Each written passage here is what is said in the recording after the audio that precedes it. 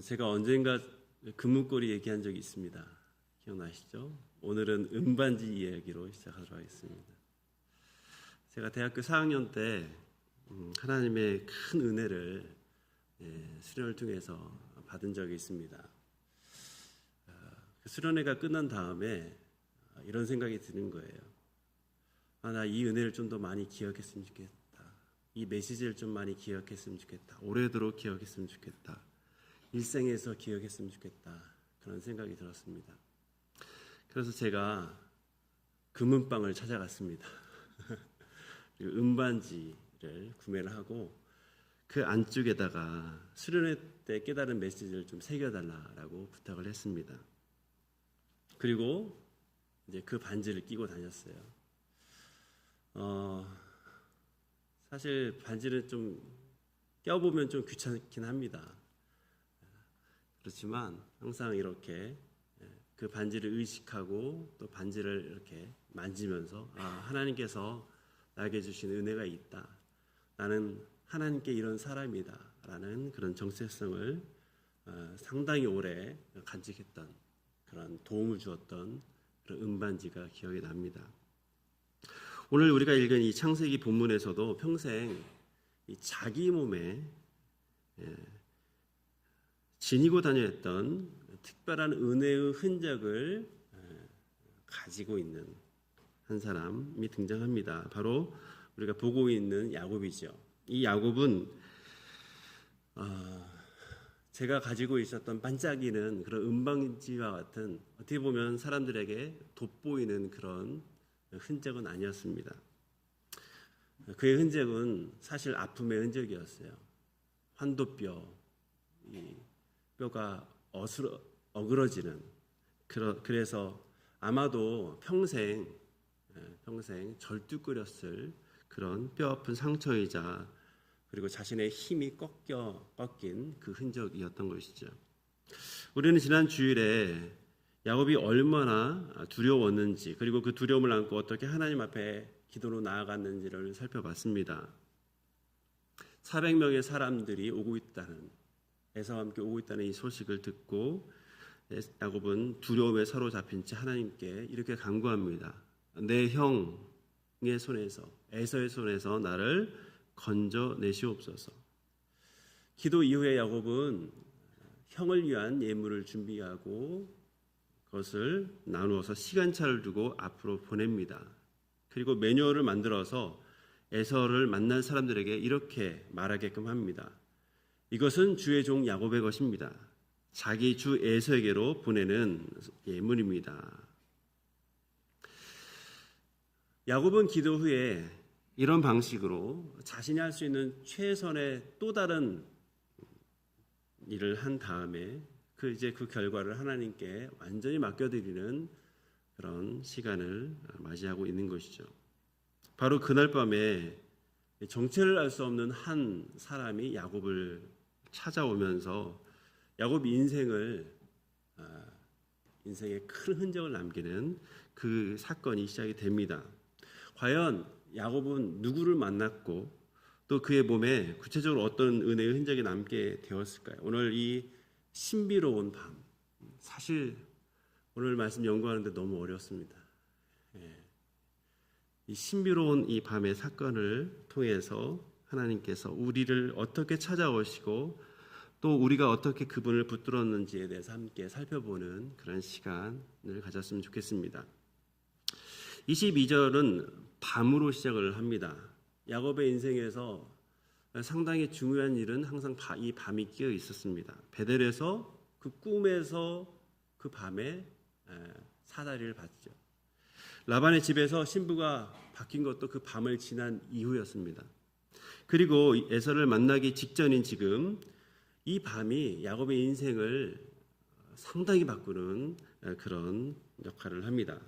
그런데 이 야곱이라는 사람의 이 지금까지 생각을 상당히 바꾸게 될 이 결정적인 밤이 어디에서 시작이 됩니까? 그가 머무는 야복 나루에서 시작이 됩니다. 여러분 제가 지도를 하나 준비를 했습니다. 보이시나요? 네, 눈을 크게 뜨고 보셨으면 좋겠습니다.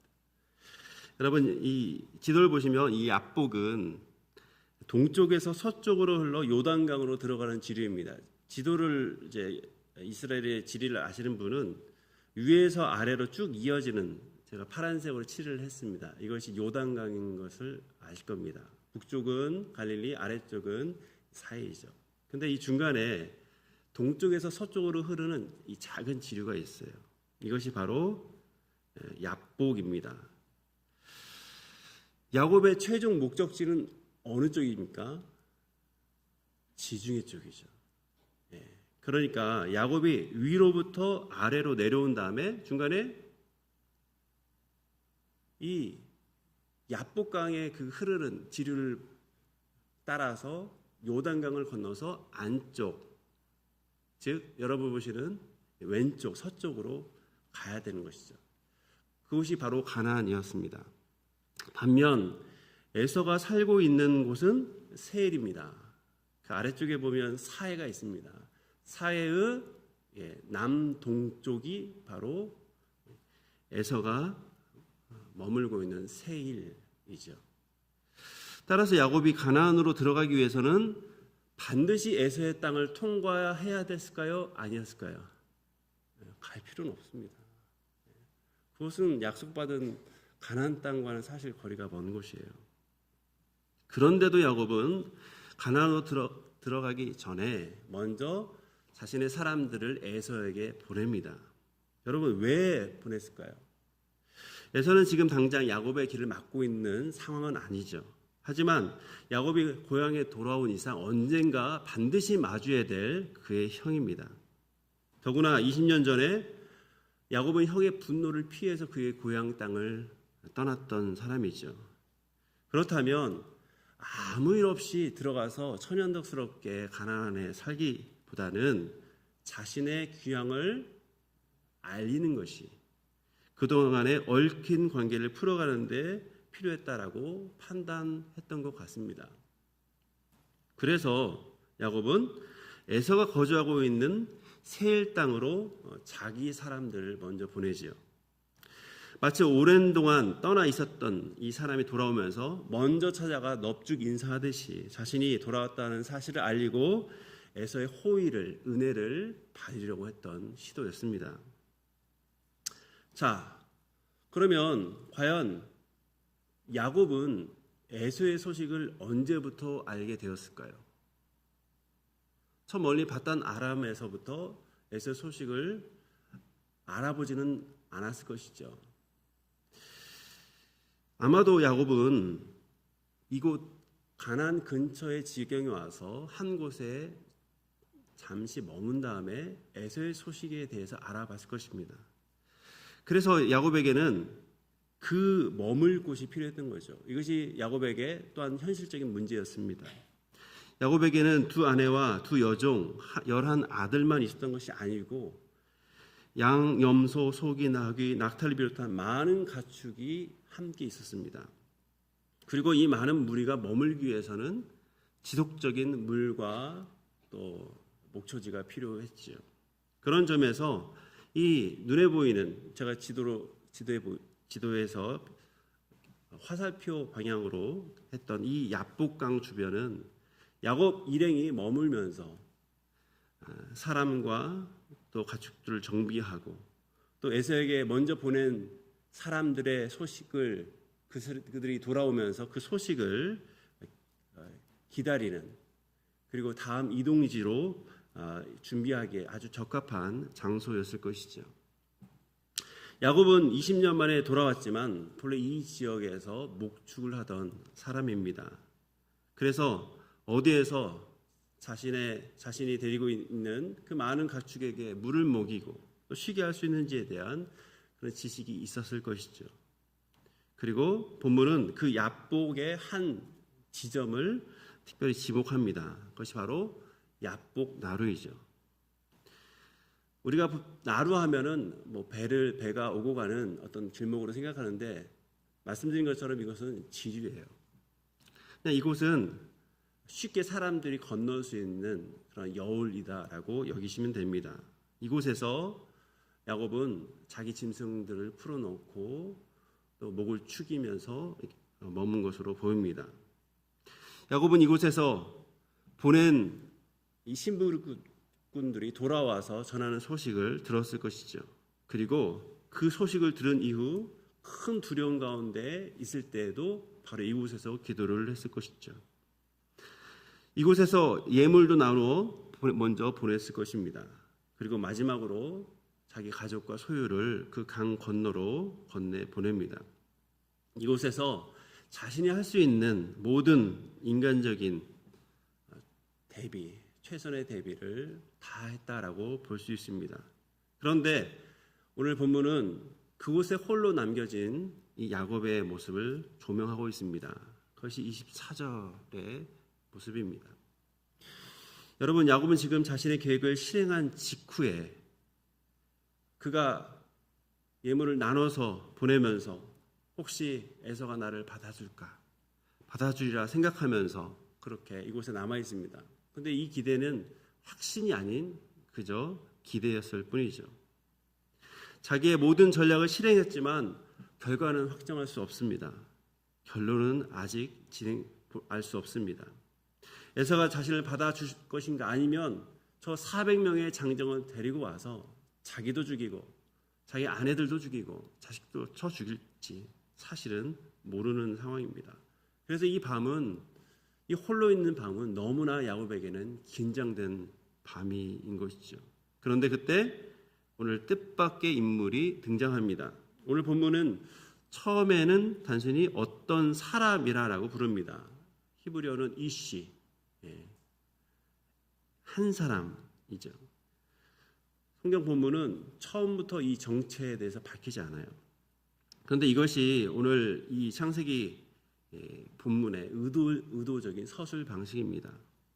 우리가 이 본문을 읽으면서 그가 누구인지 처음부터 알지 못해요. 야곱도 처음에 그 깜깜한 밤에 자신에게 씨름을 걸어오는 이 사람에 대해서 알지 못했을 것입니다. 하지만 점점 이것이 진행되면서 그 어둠 속에 이 사람의 정체가 조금씩 드러나게 됩니다. 24절을 보면 야곱이 이 사람을 먼저 붙잡아서 씨름한 것이 아니라 한 사람, 그가 야곱과 씨름했다라고 하고 있습니다. 이것이 전체적인 본문의 흐름이죠. 자, 한번 생각해 보십시오. 여러분, 야곱에게 있어서 가장 중요한 상대는 지금 누구입니까? 에서이죠.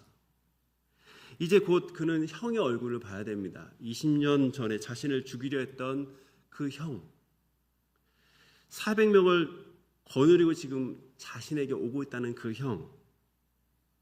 형을 봐야 되는 거죠. 앞서 라반과의 만남이 이제 바담 아람을 나오는 데 있어서의 그 상황에서의 그 한판 승부였다면, 이 시각 야곱에게는 에서와의 만남이 가나안 안으로 들어오는 한판 승부가 될 것입니다. 그런데 이 밤에 하나님께서는 마치 이렇게 말씀하시는 것 같아요. 내가 지금 먼저 만나야 할 상대는 에서가 아니라 바로 나다. 야곱은 에서와의 만남을 준비했지만 하나님께서는 먼저 그가 하나님 자신을 깊이 만나게 하시는 거죠. 여기에는 중요한 이유가 있습니다. 지금까지 야곱은 자신의 문제를 해결하기 위해서 정말 적극적으로 노력했던 사람입니다. 우리가 보아한 것처럼 장자권의 문제, 아무튼 그는 해결했습니다. 아버지의 축복도 자기 방식으로 얻었습니다. 라반과의 갈등도 결국 그가 그 갈등 속에서 그는 살아남았던 거죠. 이렇게 야곱은 지금까지 자기 앞에 놓인 문제를 해결하기 위해 끊임없이 방법을 찾아왔습니다.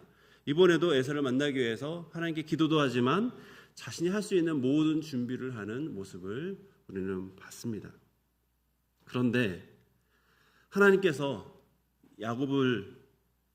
야곱에게 있어서 이 에서라는 문제를 해결해 주시기 이전에 그 문제 앞에 서 있는 야곱을 먼저 만나 주시는 거죠. 그렇게 야곱은 이 정체 모를 한 사람과의 씨름을 밤새 합니다. 25절을 한번 보겠습니다. 자기가 야곱을 이기지 못함을 보고라는 이 말을 보면 마치 이 사람이 야곱보다 힘이 약한 것처럼 그렇게 보입니다. 하지만 그 이어지는 그 행동과 이 사람의 행동과 야곱의 반응을 보면 사실 이 사람은 야곱이 만만하게 볼 수 있는, 사실 야곱이 대할 수 있는 그런 체급은 아니라는 것을 알게 되죠. 한번 보십시오. 그가 야곱의 허벅지 관절을 치자 관절이 어긋나 버립니다. 즉, 이 사람은 야곱을 이길 만한 능력이 없었던 것이 아니죠. 원한다면 그 힘을 써서 그 씨름을 단번에 이길 수가 있었던 것이죠. 언제든지 이 씨름을 끝낼 수 있었습니다. 하지만 그렇게 하지 않습니다. 밤새도록 씨름하고 있습니다. 그래서 밤이 새도록 그가 야곱과 씨름했다라고 하는 것은 야곱이 지금까지 의지해 온 힘이 어디까지 갈 수 있는지를 드러내시고 결국 그 힘으로는 하나님을 이길 수 없다라는 것을 배우게 하시고자 하는 거죠. 사실 우리도 하나님께 기도할 때 대부분 문제를 가지고 나갑니다. 하나님, 이 상황, 이 문제 바꿔주십시오. 하나님, 저 사람의 마음 바꿔주십시오. 이 문제 해결해 주시길 원합니다. 그런데 하나님께서 때로는 문제보다 이 문제 앞에 서 있는 자신의 마음을 보게 하십니다. 내가 무엇을 두려워하고 있는지, 무엇을 의지하고 있는지, 내 인생 무엇으로 붙들려 하고 있는지를 하나님께서는 사실 문제 해결 전에 하나님께서 우리를 만나셔서 우리를 다루어 가시는 거죠. 여러분, 일이든 운동이든 싸움이든 하체의 힘은 참 중요합니다. 그런데 야곱의 이 허벅지 관절이 어긋납니다. 이제 야곱은 더 이상 힘을 쓸 수가 없어요. 상대를 넘어뜨리기 위해서 이 힘을 쓸 수가 없습니다. 자기 기술로 뭔가 승부를 걸어야 되는데 기본적인 밑바탕이 이제 더 이상 없습니다. 하지만 그가 잡은 것을 놓지는 않습니다. 관절이 이 어긋난 고통 중에도 이렇게 말합니다. 26절이죠. 야곱이 이르되 당신이 내게 축복하지 아니하면 가게 하지 아니하겠나이다. 여러분, 이것이 야곱에게서 매우 중대한 변화입니다. 야곱은 원래부터 축복을 갈망하고 축복을 원하는 사람이었습니다. 장자권도 원했고 아버지 이삭의 축복도 원했습니다. 그리고 그것을 위해서 자기 머리도 쓰고 이런저런 방법을 통해서 결국 목적을 이룬 사람입니다. 그랬던 야곱이 이 씨름에서 이기고자 다양한 기술을 발휘하거나 나름대로 힘을 발휘했을 겁니다. 그는 머리를 쓸 줄 아는 사람이었던 것이죠. 그리고 집념 있는 사람이었습니다. 하지만 밤새도록 씨름을 하고 결국 자기 뼈가 으스러지는 것을 보면서 내가 지금 대하고 있는 이 알지 못하는 사람이 내가 생각하는 것보다 훨씬 더 대단한 능력이 있는 존재를 결국 깨닫게 됩니다. 그리고 그것을 알자 그에게 축복을 요청하는 거죠. 그런데 이 축복을 향한 야곱의 집요함은 과거와 같지만 이 축복을 구하는 방식은 과거와는 상당히 다릅니다. 지금 그는 관절이 꺾여서 그저 붙잡고 놓지 않는 것 외에는 할 수 있는 것이 아무것도 없습니다.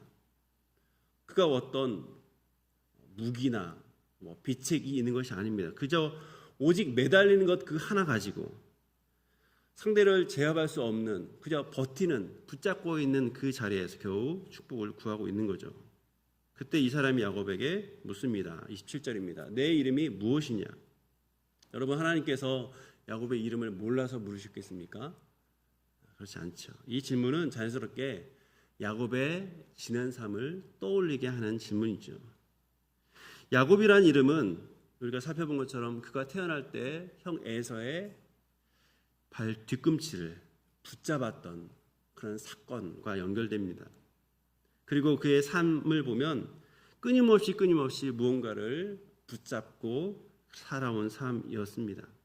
특히 이전에 아버지 이삭이 너는 누구냐라고 할 때 그때 야곱은 자신의 이름을 감추고 저는 에서입니다 라고 하면서 에서의 축복을 자기 것으로 삼았던 것이죠. 다른 사람의 이름으로 받는 축복이라도 그는 얻고자 했던 그런 모습을 보였습니다. 그런데 지금은 내 이름이 무엇이냐라는 이 질문에 야곱입니다 라고 대답을 합니다. 자신이 야곱임을 그대로 대답을 하고 있죠. 이것은 그동안 자신의 이름처럼 자신의 힘, 자신의 속임수 등으로 자신의 바람을 이루려고 했던 그 모습을 인정하는 그 모습입니다. 그런데 이 사람이 이 야곱의 이름과 관련해서 놀라운 말을 합니다. 그것이 28절입니다. 우리 다 함께 읽도록 하겠습니다. 그가 이르되 내 이름을 다시는 야곱이라 부를 것이 아니요 이스라엘이라 부를 것이니 이는 내가 하나님과 및 사람들과 겨루어 이겼음이니라. 자, 이름과 관련한 말 첫 번째는 뭐냐면 바로 다시는 야곱, 즉 뒷발꿈치를 붙잡는 자 또는 속이는 자라는 그 부정적인 이미지가 있는 야곱이라는 이름으로 다시는 불리지 않을 것이다 라고 하는 겁니다. 물론 성경에 보면 뒤에는 계속 야곱으로 불립니다. 하지만 더 이상 이 사건 이후 그는 과거의 부정적인 모습, 우리가 아는 속이는 자, 자기 꾀를 다하는 자, 뭔가를 쟁취하는 그런 모습이 아닌 또 다른 이미지로 그가 불림을 받게 된다라고 하는 것을 말하는 것이죠. 또 다른 하나는 이 야곱에게 새 이름, 즉 이스라엘이라는 새로운 이름을 주시겠다라고 하는 겁니다. 여러분, 우리는 이스라엘 너무나 익숙하죠. 근데 이스라엘의 뜻이 무엇입니까? 이스라엘은 사라라고 하는 이 동사, 겨루다라는 말입니다. 그 사라라는 말과 하나님을 뜻하는 엘이 합쳐진 말로 하나님과 겨루다, 하나님과 겨루 이겼다라는 뜻을 담고 있는 것이죠. 야곱에게 이 새로운 이름을 주시는 거죠. 그리고 이어지는 말은 참 놀랐습니다. 그것을 해석해 주는 내용이죠. 내가 하나님과 및 사람들과 겨루어 이겼음이니라.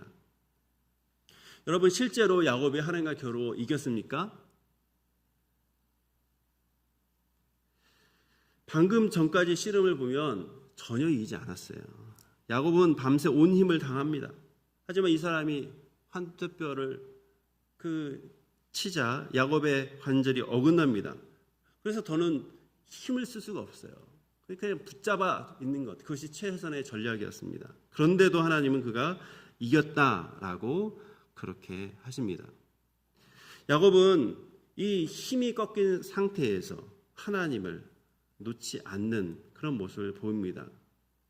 자기가 이길 수 없다는 그 사실, 그 자리에서 하나님께 그 사람에게 축복을 구하고 마침내 그 축복을 받습니다. 그래서 야곱의 승리는 야곱이 하나님을 제압해낸 승리가 아닌 것이죠. 더 이상 자기 힘으로 설 수 없는 극단의 상황에서도 하나님을 놓지 않고 매달려 마침내 축복을 얻는 승리인 것입니다. 여러분, 이것이 평생 살아왔던 야곱의 방식과 결정적으로 다른 부분이에요. 야곱은 늘 이기려 했습니다. 형보다 앞서려고 했고 원하는 것을 얻으려고 했고 자기의 힘과 방법으로 모든 상황을 바꾸려 했습니다. 그런데 오늘 이 밤에 하나님께서는 전혀 다른 방식의 승리를 야곱에게 가르쳐 주고 있는 것이죠.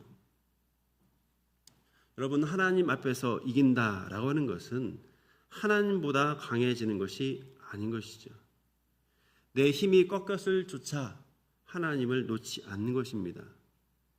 내가 할 수 있는 것조차 없었을 때, 그리고 그때조차 그분을 의지하고 그분의 복을 구하며 매달리는 것입니다. 이것이 바로 이스라엘이라는 이름의 의미예요. 이스라엘의 의미, 내가 하나님과 겨루어 이겼다라는 의미가 있지만 그 겨루은 물리적인 능력으로 하나님을 능가했다라고 하는 것이 아니에요. 내 인생의 최저의 시점에서도 내가 하나님을 붙잡았더니 하나님께서 나를 이긴 자로 여겨주셨다라고 하는 의미인 거죠. 야곱은 이제 자신과 씨름한 상대의 이름을 묻습니다. 그것이 29절입니다. 어찌하여 내 이름을 묻느냐 하면서 이 사람은 자신의 이름을 알려주지 않습니다. 하지만 본문은 그 이름을 아는 것보다 더 중요한 것, 거기서 야곱에게 축복했다라는 사실을 알려주고 있습니다. 야곱이 평생 사모했던 그 축복, 그런데 이번에는 아버지를 속여서 얻은 축복이 아닙니다. 자기 꾀를 발휘해서 얻은 축복도 아닙니다. 자기의 힘이 완전히 꺾여진 그 자리에서 하나님께서 그의 이름을 바꾸시면서 주는 직접적인 축복이죠. 여러분, 이것이 최고의 축복 아닙니까? 우리의 축복 자체는 복을 빌다라는 의미죠. 그래서 누군가가 누군가에게 복을 빈다라는 의미를 가지고 축복 이렇게 말합니다. 그런데 잘 생각해 보면 하나님이 우리에게 주시는 복은 복을 비는 게 아니죠. 복을 선포하는 겁니다. 지금 하나님께서는 야곱 입장에서는 축복해달라고 얘기하지만 그래서 아직은 이 사람이 누군지 잘 모르는 거죠. 그러나 하나님께서는 직접 복을 선포하시는 거죠. 그의 인생 가운데 항상 아버지의 축복, 뭔가 누구를 자기보다 권위가 있고 능력 있는 사람을 통해서 받게 되는 그 복 빌미 아니라 하나님께서 직접 주시는 축복을 그는 받게 되는 것이죠. 그래서 이것이 바로 이스라엘의 시작이다라고 할 수 있습니다. 사랑하는 여러분, 하나님께서 야곱에게 가르쳐 주신 것은 바로 이것이죠. 축복은 내가 힘을 다해서 쟁취하는 것이 아니라 하나님께 받는 것이죠. 야곱은 자기의 관절이 어긋난 이후에야 그것을 배우게 됩니다. 자기의 힘으로 붙잡고 살아온 야곱, 이제는 그 하나님을 붙드는 사람이 됩니다. 그리고 그 자리에서 하나님께서는 그의 이름을 새롭게 하시고 또 그토록 원했던 축복을 직접 주시면서 그에게 복을 선포하고 있는 거죠. 이제 날이 밝고 있습니다. 야곱은 간밤에 자신과 씨름했던 자가 누구인지, 자신에게 새 이름을 준 사람이 누구인지, 그리고 축복을 주신 그분이 누구인지 아마 다시 돌아보는 시간을 갖게 되었을 것입니다. 그래서 30절에 보면 야곱은 그곳에 새로운 이름을 붙입니다. 우리 같이 읽겠습니다. 그러므로 야곱이 그곳 이름을 브니엘이라 하였으니 그가 이르기를 내가 하나님과 대면하여 보았으나 내 생명이 보존되었다 함이더라. 브니엘은 하나님의 얼굴이라는 뜻입니다. 야곱은 이제서야 자신과 밤새 씨름했던 존재가 누구인지를 깨닫습니다. 처음에는 그저 어떤 사람에 불과했어요. 사실 잘 모릅니다. 그 어두운 마음에 얼굴을 볼 수 없으니까요. 하지만 점점 밤새도록 씨름하면서 자신의 관절을 어긋나게 하는 그 사람에게 자신의 이름을 묻고 또 새로운 이름을 주고 그 자신에게 축복을 하신 분이 그제서야 하나님이다라는 것을 깨닫고 지금 그곳에 브니엘이라는 이름을 짓게 되는 거죠. 여러분, 야곱이 놀라는 것은 단순히 그가 하나님을 이겼다라는 사실이 아닙니다. 그가 이 씨름에서 이긴 사실이 아니라 내가 하나님을 대면하여 보았으나 내 생명이 보존되었다라는 사실입니다. 물론 이것은 우리가 아는 것처럼 야곱이 하나님의 그 영광의 본체를 직접 봤다, 아무런 거리낌 없이 봤다라는 뜻은 아니죠. 26절에 보면 날이 새려하니 나로 하여금 가게 하라라고 하는 이 사람의 요청이 나옵니다. 이것은 어둠 속에서 사람의 모습으로 하나님께서 자신의 모습을 현현하셨는데 그 어둠으로 인해서 보지 못하는 이 신비로운 이 만남 중에 날이 새면 장차 내가 상대하는 존재가 누구인지를 보고 그로 인해서 생명의 위기에 처할까 봐 나를 놓게 하라 하는 하나님의 의도였다라고 그래서 이렇게 해석되기도 합니다. 여러분, 구약에서 거룩하신 하나님을 이렇게 가까이 만나는 것은 결코 가벼운 일이 아닙니다. 하나님은 야곱의 관절을 꺾으십니다. 야곱 역시도 그 압도적인 하나님의 능력을, 힘을, 그 기술을 자신의 몸으로 경험합니다. 그런데 야곱은 날이 새니 내가 하나님과 씨름했구나 라고 하는 것을 깨달은 거죠. 그런데 그 하나님과 씨름한 자신이 살아있다라는 사실에 놀라게 됩니다. 단순히 살아있는 것뿐만 아니라 그의 복도 받습니다. 그래서 야곱이 이 분열에서 경험한 것은 자신의 강함이 아니라 하나님의 은혜라는 사실입니다. 자신이 하나님을 이겨서 생명을 얻은 것이 아니라 이 허벅지 관절이 어긋난 때도 그가 누구인지 모른 채 못 모르고 매달리면서 놔두지 않았던 그를 하나님께서 살려주셨기 때문에 그의 생명이 보존된 것이죠. 그리고 여기에는 앞선 야곱의 기도와 매우 중요한 연결이 있습니다. 야곱은 11절에서 이렇게 기도했죠. 내 형의 손에서 에서의 손에서 나를 건져내시옵소서. 건져내시옵소서라는 이 말은 30절에 내 생명이 보존되었다라는 말과 사실은 같습니다. 야곱은 에서의 손에서 자신의 생명을 보존해 달라라고 기도하고 있습니다. 그런데 하나님께서는 에서를 만나기 전에 하나님을 먼저 만나게 하십니다. 그리고 그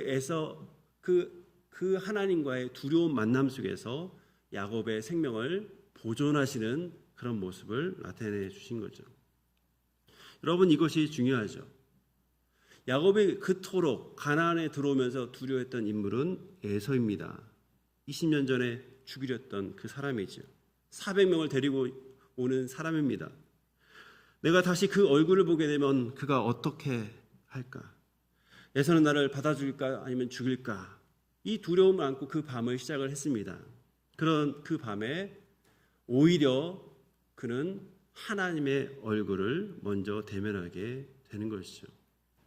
야곱이 가장 두렵게 생각했던 것은 에서지만 사실 그 밤에 하나님께서는 자신이 에서보다 훨씬 크신 분인 것을 알려주시고 그 하나님을 야곱은 만난 것이죠.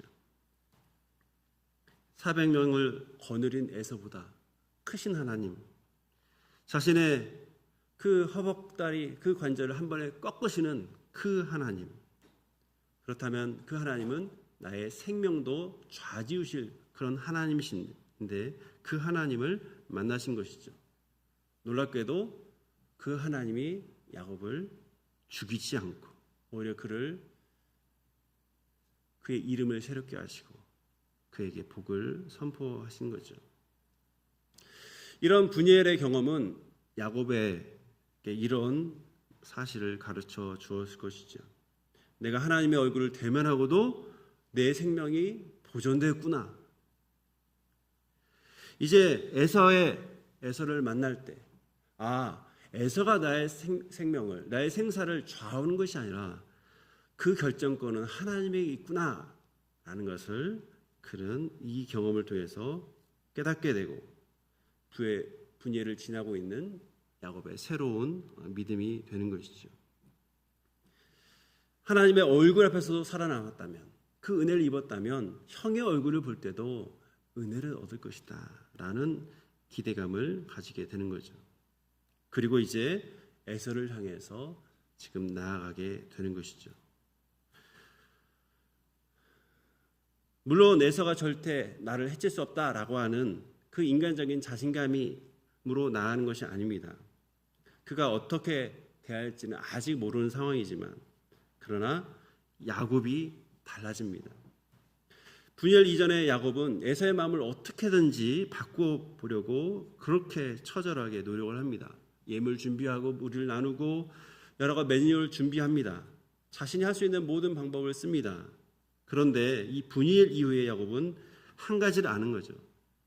내 생명은 에서의 손에 달려있는 것이 아니라 하나님의 손에 달려있다라고 하는 거죠. 우리의 생사를 결정하는 궁극적인 분은 하나님이시다라는 것을 그는 알게 됩니다. 그리고 그 밤에 홀로 남았던 야곱에게 이제 새 아침이 찾아옵니다.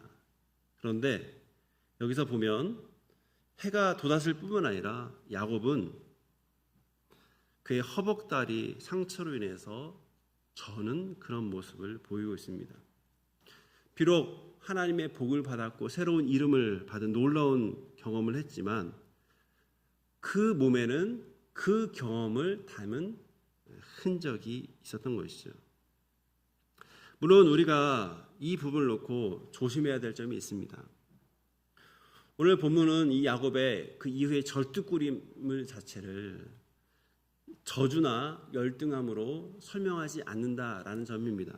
또한 우리가 경험하는 모든 질병이나 이 신체의 손상을 하나님께서 우리 교만을 꺾기 위해서 주는 것이다 라고 이 내용을 가지고 일반화해서도 안 됩니다. 오늘 본문에서 제일 중요하게 강조되는 것은 이 특별한 밤에 야곱의 몸에 하나님과의 만남의 흔적이 남아있다라는 사실입니다. 그리고 야곱은 앞으로 이 흔적을 마음에 새기거나 또는 그가 그의 몸 가운데 불편한 몸 가운데 이 흔적을 기억하며 살아갔을 수도 있습니다. 그리고 그가 걸음을 옮길 때마다 그 야복나루에서의 그 긴장된 밤 그리고 하나님의 얼굴을 봤던 분열의 밤을 기억할 것이죠. 내가 하나님보다 강해서 살아남은 것이 아니고 내 힘으로 축복을 얻은 것도 아니고 하나님께서 나를 살리시고 새 이름을 주시고 나에게 축복을 선포하셨다라고 하는 것. 이것이 야곱의 몸에 새겨진 기억인 것이죠. 사랑하는 여러분, 분열을 떠나는 야곱의 몸에는 그 밤에 몸싸움의 흔적이 남아 있습니다. 그리고 그 흔적을 지닌 채 이스라엘이라는 새로운 이름, 하나님의 축복을 받은 사람이 됩니다. 혹시 우리 삶 가운데도 이런 상처가 있을 수 있습니다. 몸의 상처가 있을 수도 있고 마음의 상처가 있을 수도 있고 또 우리의 기억에 참 아픈 것이 있을 수 있습니다. 그러나 여러분 기억하셔야 돼요. 우리에게 이런 상흔이 있다고 해서 하나님의 은혜가 부족한 것은 아니다라고 하는 것이죠. 하나님의 은혜는 모든 과거를 깨끗하게 지우는 것이 아니라 그 흔적을 지닌 우리를 날마다 새롭게 힘주시는 하나님의 손길이라는 것을 우리는 명심하고 믿고 나아가셔야 합니다. 야곱은 그 흔적을 지닌 채 새로운 날을 맞이하죠. 그래서 32절은 그 밤의 사건이 이제 야곱 개인의 기억으로 끝나지 않는다는 것을 말하고 있습니다. 우리 32절 같이 읽겠습니다. 그 사람이 야곱의 허벅지 관절에 있는 둔부의 힘줄을 쳤으므로 이스라엘 사람들이 지금까지 허벅지 관절에 있는 둔부의 힘줄을 먹지 아니하더라. 야곱에게 일어난 이 개인적인 일이 훗날 그의 후손이 될 이스라엘 민족의 기억 속에도 남게 되는 것이죠. 하나님과의 결움, 이스라엘이라는 이 이름의 시작에는 하나님보다 강했던 사람이 있는 것이 아니라 하나님께 매달리고 은혜로 생명이 보존되고 새로운 이름을 받고 하나님의 복을 선포받았던 야곱이 있는 것이죠. 그렇게 이 분이엘의 이야기는 끝나게 됩니다. 그러나 아직 에서라는 문제는 아직 그 앞에 있습니다. 그럼에도 달라져 있습니다. 에서의 얼굴을 보기 전에 하나님의 얼굴을 받고 생명을 보존했다면 이제 하나님께서 그에게 그의 인생을 더 붙잡아 주실 거다라는 믿음이 있는 거죠. 하나님의 얼굴을 대면하고 은혜로 살아남은 그 야곱, 그리고 그 만남의 흔적, 그리고 하나님의 축복을 가진 채 이제 두려워했던 에서를 우리 다음 장에서 만나게 될 것입니다. 오늘 말씀을 마무리하도록 하겠습니다. 야곱은 에서를 만나라고 가는 그 과정 중에 하나님께서 먼저 에서를 만나기 전에 야곱을 만나 주십니다. 야곱은 형의 마음을 바꾸기를 원했지만 하나님 먼저 야곱의 마음과 삶의 방식을 다루고 있습니다. 하나님은 그에게 새 이름 이스라엘을 주시고 있습니다.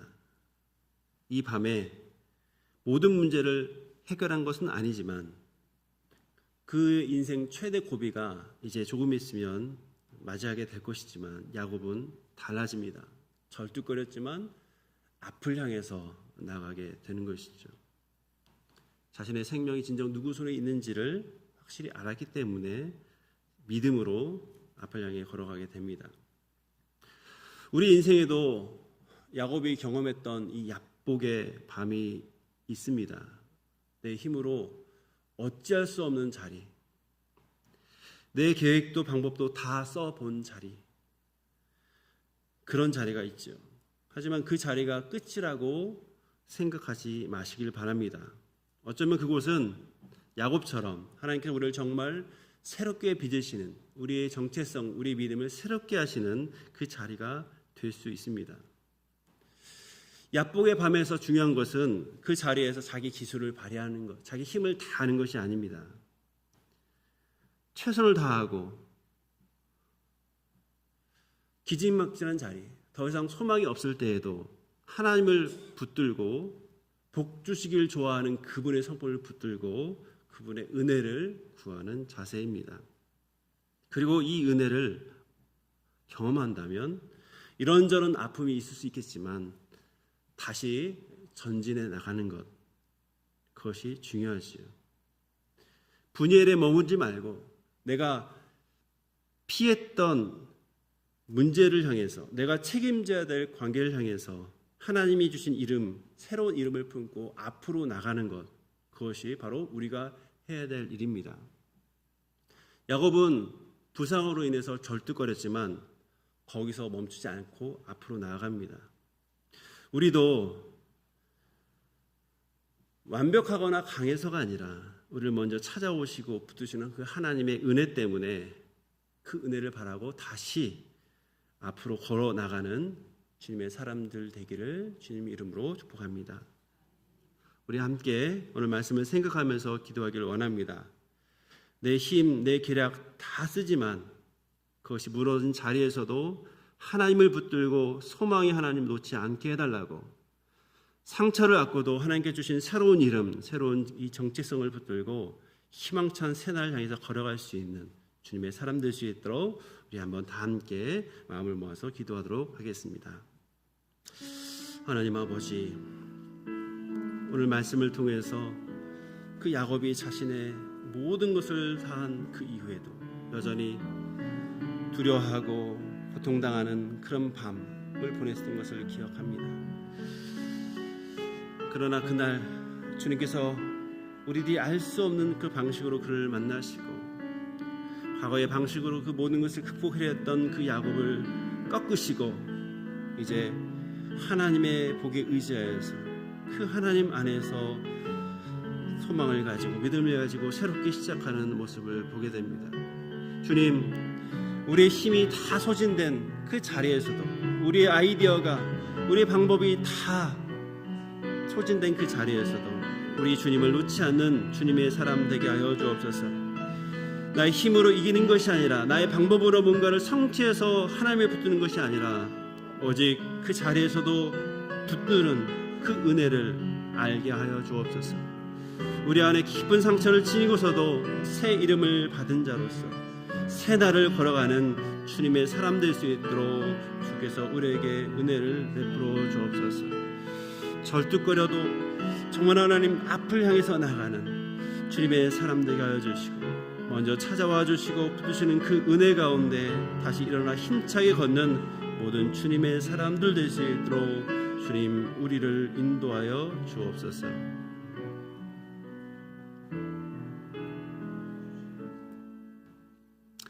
하나님 아버지, 우리 역시 야곱이 홀로 남았던 그 야복나루의 그 밤을 우리 인생 가운데 보내곤 합니다. 너무나 긴장되고 길게 느껴지는 그 밤을 보내면서 우리가 이기려고 붙들어잡았던 과거의 방식을 내려놓게 하시고, 우리의 방식을 내려놓는 순간에도 주님의 옷자락만은 놓지 않는 지혜롭고 믿음 있는 주님의 사람 되게 하여 주옵소서. 날이 새도록 붙잡고 매달린 자에게 새 이름을 주시고 복 주시기를 기뻐하시는 그 주님의 성품을 오늘 우리도 붙들길 원합니다. 우리 몸에 그리고 삶에 남은 그 상흔들, 그것은 부끄러움이 아니라 주님과 대면했던 은혜의 흔적이 되게 하여 주옵소서. 그리고 이 흔적을 지닌 채로 가만히 있는 것이 아니라 믿음으로, 소망으로 주님 원하시는 그 길을 계속 걸어나가는 주님의 사람 될 수 있도록 도와주옵소서. 아직 우리 앞에는 남아있는 마치 에서의 얼굴과 같은 화해해야 할 관계들, 마주해야 될 현실들, 해결해야 될 무거운 책임들이 있습니다. 그러나 우리 인생이 주님의 손에 있음을 날마다 기억하며 절뚝거려도 주님의 손 의지하고 걷게 하여 주옵소서. 우리의 힘이 아닌, 우리의 완전함이 아닌 먼저 찾아오시고 붙드시는 은혜 때문에 다시 일어나 힘차게 걷는 주의 사람 되게 하여 주옵소서. 예수님의 이름으로 기도합나이다. 아멘.